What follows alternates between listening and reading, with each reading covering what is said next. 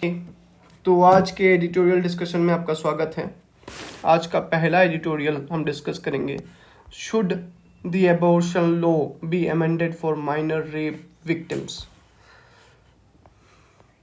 देखिए अभी क्या है, हमारे यहाँ एक कानून है, ठीक है।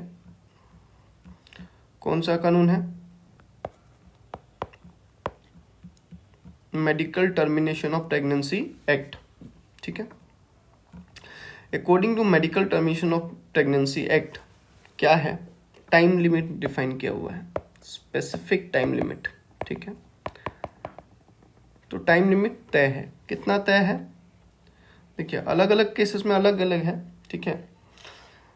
कुछ केसेस में क्या है, according to this act 20 weeks का अगर प्रेगनेंसी है ना, तो आप क्या कर सकते हैं, उसको अबॉर्ट कर सकते हैं, अबॉर्शन उसका हो सकता है, ठीक है।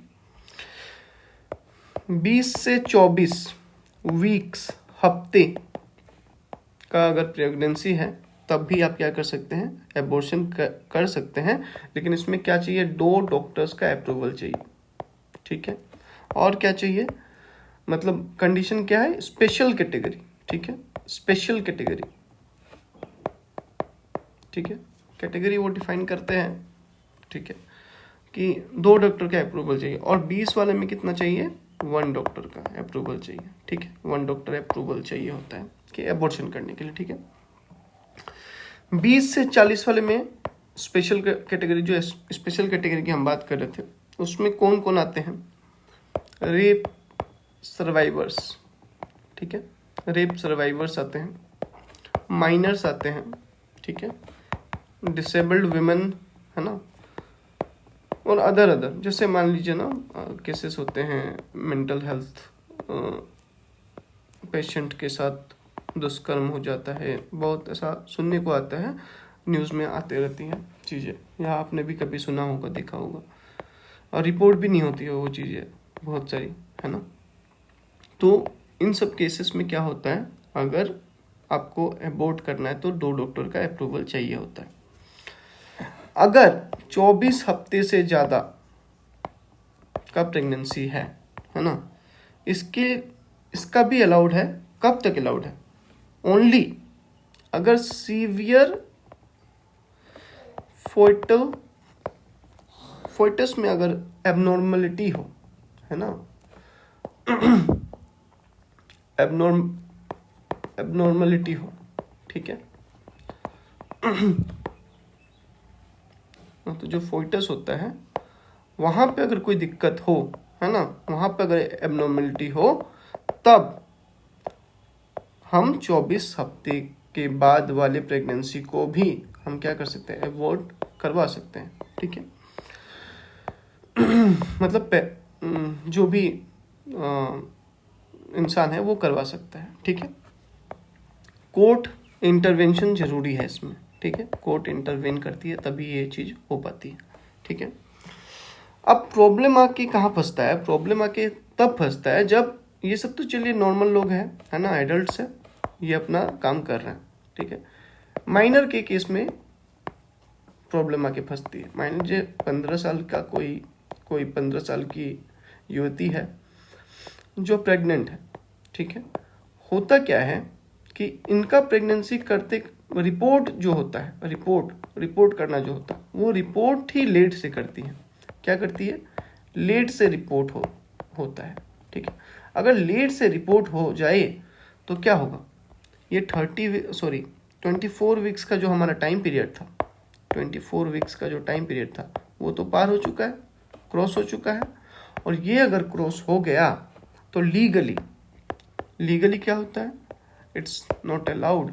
टर्मिनेशन क्या होता है, जो एबॉर्शन क्या होता है, अलाउड नहीं होता है, ठीक है, लीगली। तो ऐसे ही जाके मामला हर जगह फंस जाता है। कोर्ट जब डॉक्टर के पास जब जाते हैं तो डॉक्टर्स देखते हैं कि भैया ऐसा बात है, हम तो टर्मिनेट नहीं कर सकते इनका।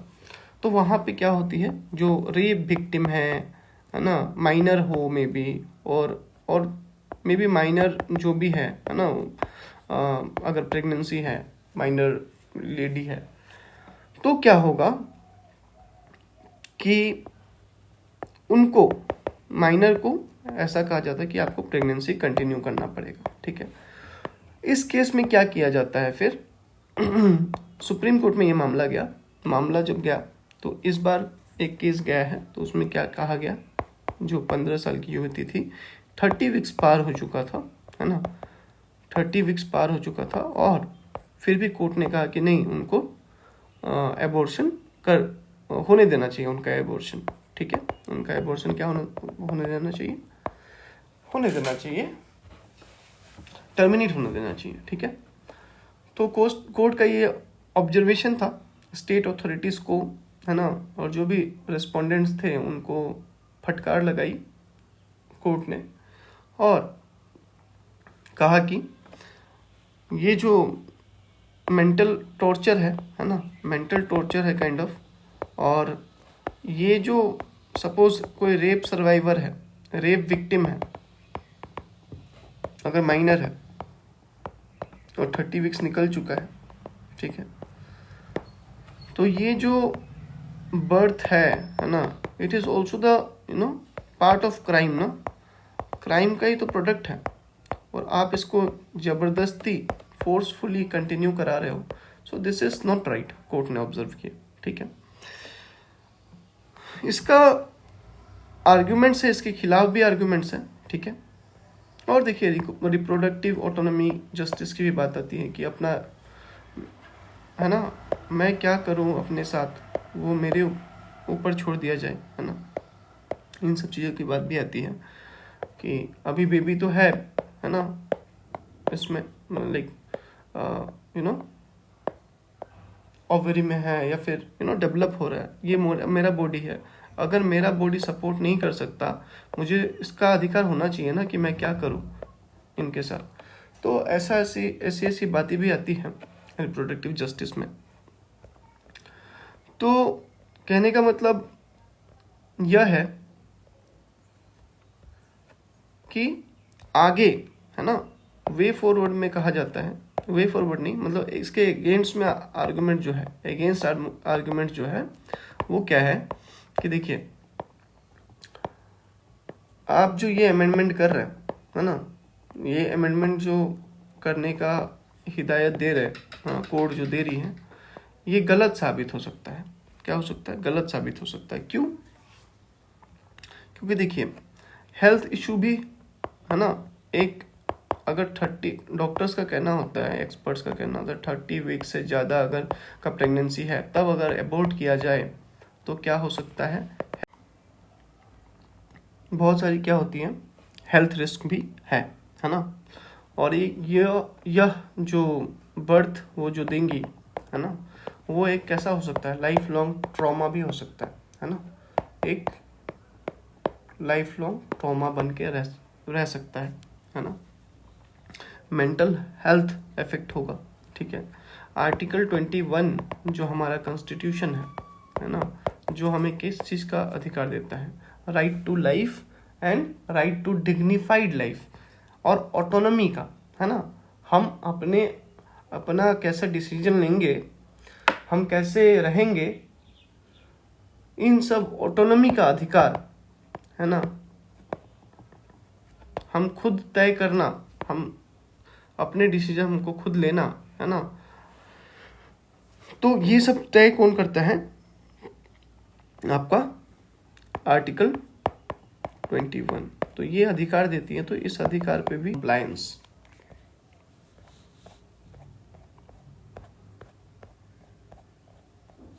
ये रहा तीसरा।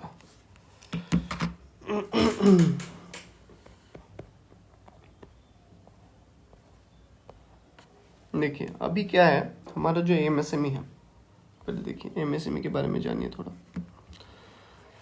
जो अपना एमएसएमई है वो हमारे भारत के जीडीपी का, है ना, 30% कंट्रीब्यूट करता है। कितना करता है? 30%, है ना। 30% एक्सपोर्ट अगर बात की जाए तो हमारा 45% एक्सपोर्ट एमएसएमई ही करती है। एमएसएमई करती है 45% एक्सपोर्ट, ठीक है।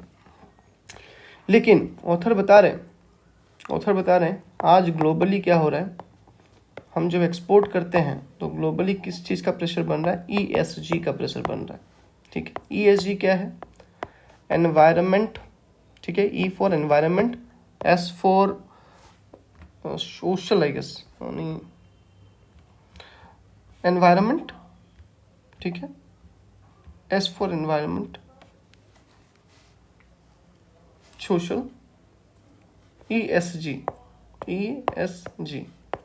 Environment, S for social, G for governance. ठीक है, गवर्नेंस। तो इन सब चीज़ों का हमसे क्या मांगा जा रहा है, ब्यौरा मांगा जा रहा है कि आपने एनवायरनमेंट में कितना इम्पेक्ट डाला है।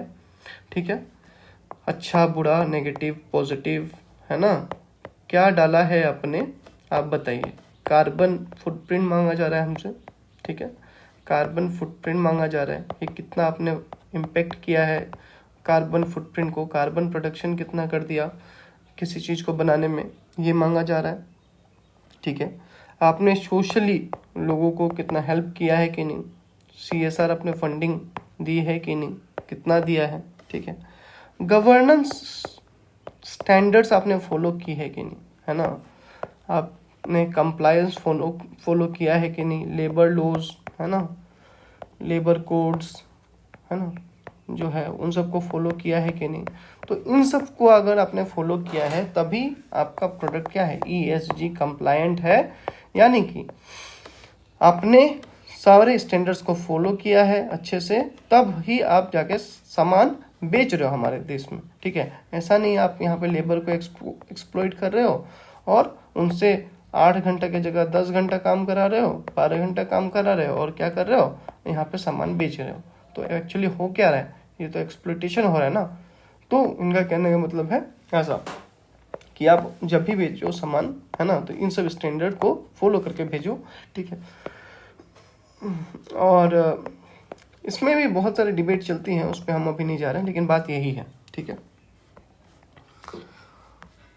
कहने का मतलब ये है भारत के MSME के पास ना मनी उतना है, ठीक है, ना टेक्नोलॉजी उतना है, ना ही मान लीजिए जो ESG की बात कर रहे हैं इसका भी एक्सपर्ट नहीं हमारे पास। मतलब छोटे छोटे MSME है ना, स्मॉल स्केल MSME है, तो इनके पास ये ESG एक्सपर्ट्स नहीं है ना। कंप्लायंस करने के लिए अलग से कंसल्टेंट नहीं है ना, कंसल्टेंट नहीं है, या फिर लॉयर, है ना, कॉर्पोरेट लॉयर्स एंड एवरीथिंग। अब छोटी छोटी कंपनियां तो लॉयर्स को हायर नहीं कर सकती ना, कॉर्पोरेट लॉयर्स को। तो कहने का मतलब ये है हमारे पास ये सब दिक्कत है। ठीक है, और हम लोग क्योंकि डेवलपिंग इकोनॉमी है तो क्या होता है, हम लोग अभी कार्बन फुटप्रिंट हमारा ज़्यादा होता है। ठीक है, तो ये सब चीज़ें हैं, लेकिन वहाँ की कंपनीज, वहाँ यूरोप और अलग अलग डेवलप कंट्रीज हमको रोकती है, क्योंकि क्यों रोकती है, क्यों हम ज़्यादा कार्बन फुटप्रिंट कार्बन प्रोड्यूस कर रहे हैं अपना सामान प्रोड्यूस करने में, तो यहाँ इन लोग रेस्ट्रिक्शन लगाते हैं। ठीक है, सॉल्यूशन पे आते हैं। ठीक है, सॉल्यूशन बताते हैं ऑथर कि गवर्नमेंट को करना चाहिए क्या, सपोर्ट। ठीक है, सपोर्ट दे। ESG जो रूल्स है उसको सिंप्लीफाई किया जाए। ठीक है, उसको सिंप्लीफाई किया जाए, है ना, ताकि जनता, आम जनता उसको आसानी से समझ पाए। ठीक है, उसका क्रियान्वित कर पाए उसको। ठीक है, टाइम टू टाइम ट्रेनिंग हो। ठीक है, और ग्रीन फाइनेंस, है ना, ग्रीन फाइनेंस किया जाए, चीप। कैसा किया जाए, चीप, मतलब सोलर दे दिया और जो भी मतलब ग्रीन फ्यूल है उसको हम ले आए अपने MSMEs में और उस पर सरकार सपोर्ट करे, सब्सिडी दे। तो ये सब चीज़ है।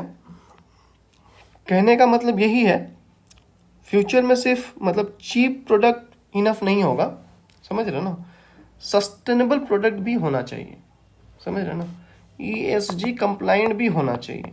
ठीक है, आप बस चीप सामान अगर भेज रहे हो बाहर तो वो एक्सेप्ट नहीं किया जाएगा, ठीक है। पूरा अगर इस एडिटोरियल का कोर समझना हो तो, ठीक है। चीप सामान ही नहीं चलेगा, क्या चलेगा? ESG कंप्लायंट चीज़ें, ठीक है। ओके, आज के लिए ख़त्म करते हैं, फिर मिलेंगे कल।